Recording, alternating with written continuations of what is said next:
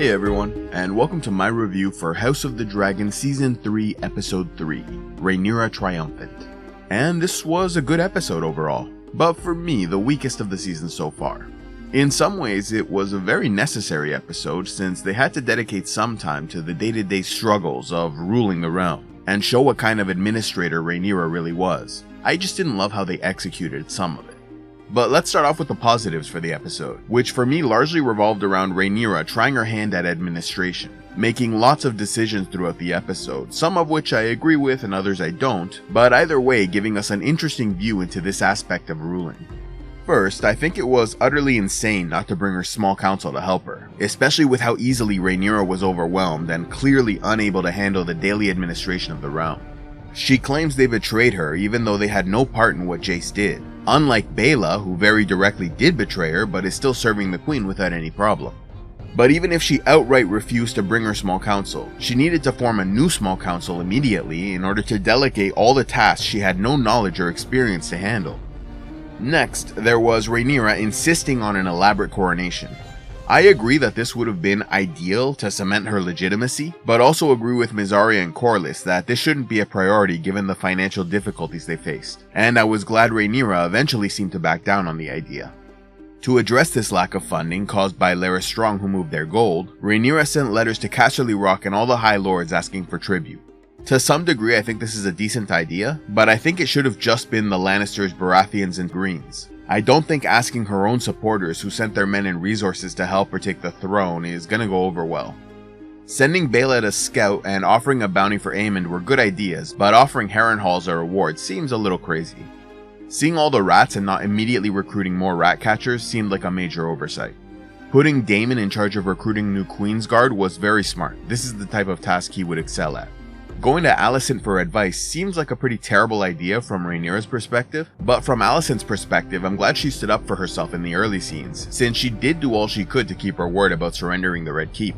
At the same time, however, I think Rhaenyra is 100% right not to let Alicent and Helaena leave until the war is really over with Aemond and Aegon captured or killed. When it comes to declaring Aegon dead, I don't think that was the right move. It's just a matter of time before his survival is discovered, and instead of arguing her legitimacy because Aegon is dead, she should be arguing he was never the rightful king to begin with, and so it doesn't matter whether he's alive or dead.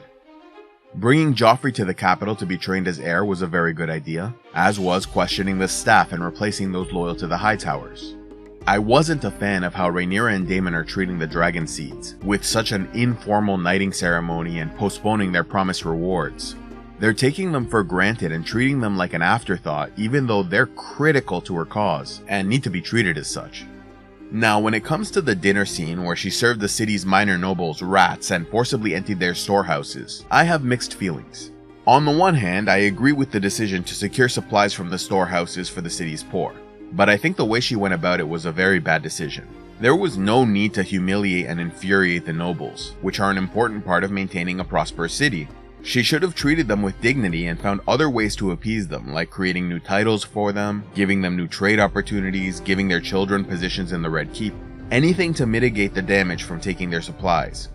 Angering them, especially when she just sat the Iron Throne, was a terrible idea.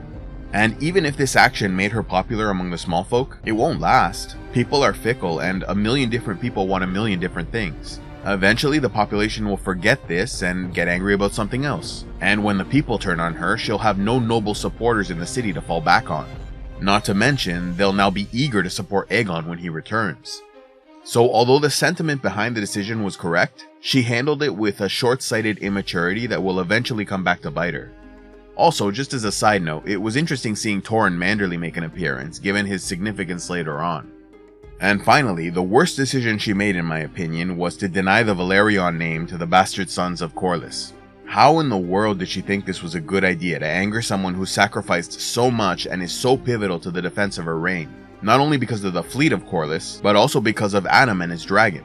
In the books, this was very different. It was a decision made earlier on, with Corlys asking the queen to approve the Velaryon name, and after Jace lent his support to the idea, she readily agreed.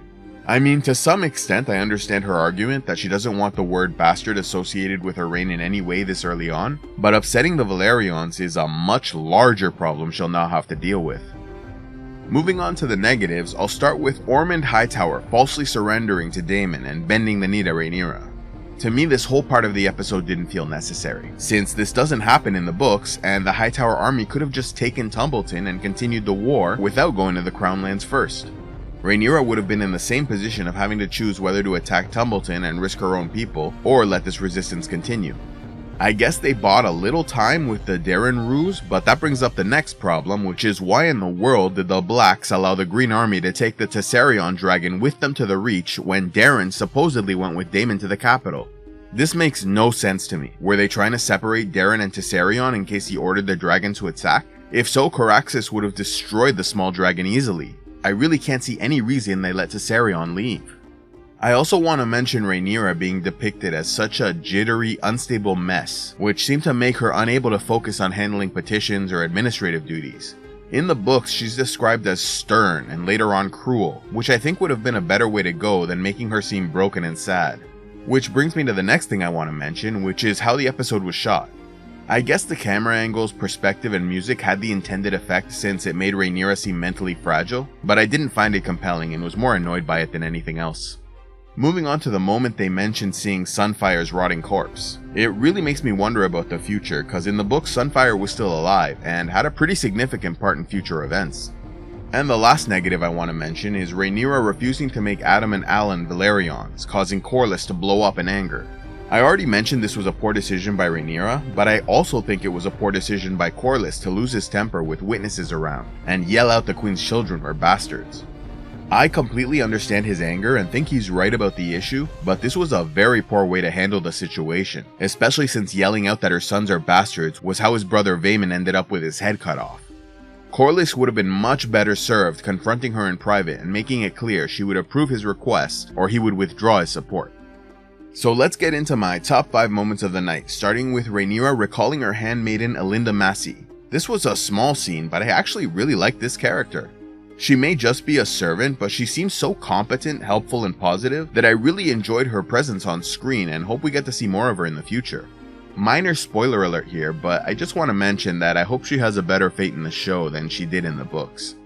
Moving on to the number 4 spot, I went with Daemon advising Rhaenyra to expand her domain across Essos. Throughout this episode, Daemon proved to be a pretty terrible advisor to the queen. When it comes to military matters, I think Daemon is great, and Rhaenyra made a big mistake not listening to him from the beginning. But when it comes to administration, Daemon offered very little help, which makes sense since that fits perfectly with his character. He's a rogue prince after all, only interested in conquest and glory, wanting Rhaenyra to conquer Essos and the entire known world before she's even consolidated power and stabilized the 7 kingdoms. I'm enjoying Daemon as a character and his interactions with the queen, but he really came off as clueless when it comes to ruling. And I give Rhaenyra a lot of credit for holding her ground against him and at least trying to focus on strengthening the home front. For the third best moment, I chose Rhaenyra handing out food to the small folk of King's Landing. Like Daemon said, taking food from the nobles will help a certain amount of people for a certain amount of time. It's not a real solution. But I also agree with her response that gestures matter, and this was a good PR move that starts her reign off well with the small folk. There's a lot more to do, but this was a great first step. At the number 2 spot, I went with Rhaenyra's conflict with the Septon, who refused to crown her and wants to see the corpse of Aegon. The Faith didn't really directly oppose Rhaenyra's reign in the books. However, I think the scene is setting up another conflict that does happen later on in the books, where a certain religious figure who went by the Shepherd adamantly opposes Rhaenyra and all the Targaryens by railing against dragons in a similar way to the Septon in this episode. I think this was a very interesting scene with a lot of potential and likely foreshadows trouble ahead. And now for the best moment of the episode, I chose the surviving Dragon Keeper appearing at the end to reveal that the Hightower host captured Tumbleton, thus setting up the infamous first and second battles of Tumbleton, which are some of the best parts of the book, where lots of crazy and fascinating things happen that involve many of the characters we've been introduced to. It also sets up an interesting dynamic since Hugh Hammer mentioned his wife's in Tumbleton.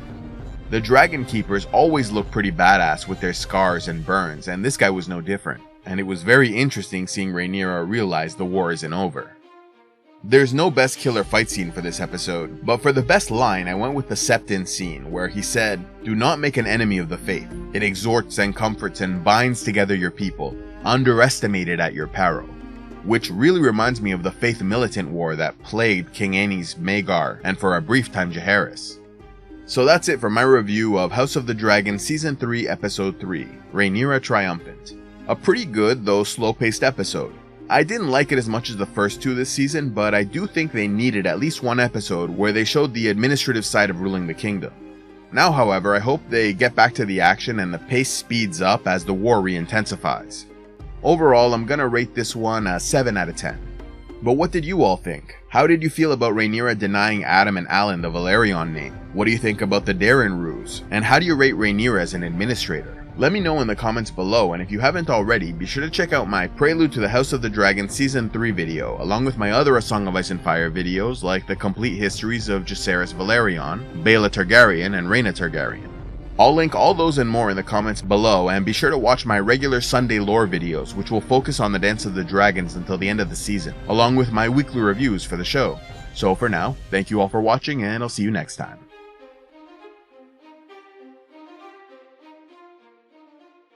Looking for a new world to explore? Why not check out the Heroes of the Nine Realms series by Alex E. Martin, a longtime supporter of the channel.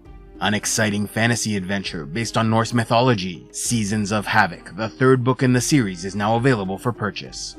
Continuing the epic adventure from Book 1, Fugitives of Helheim, and Book 2, The Frozen God, chaos reigns as realms collide, with dragons, undead, and giant monsters now roaming land and seas, while demons from the underworld run rampant.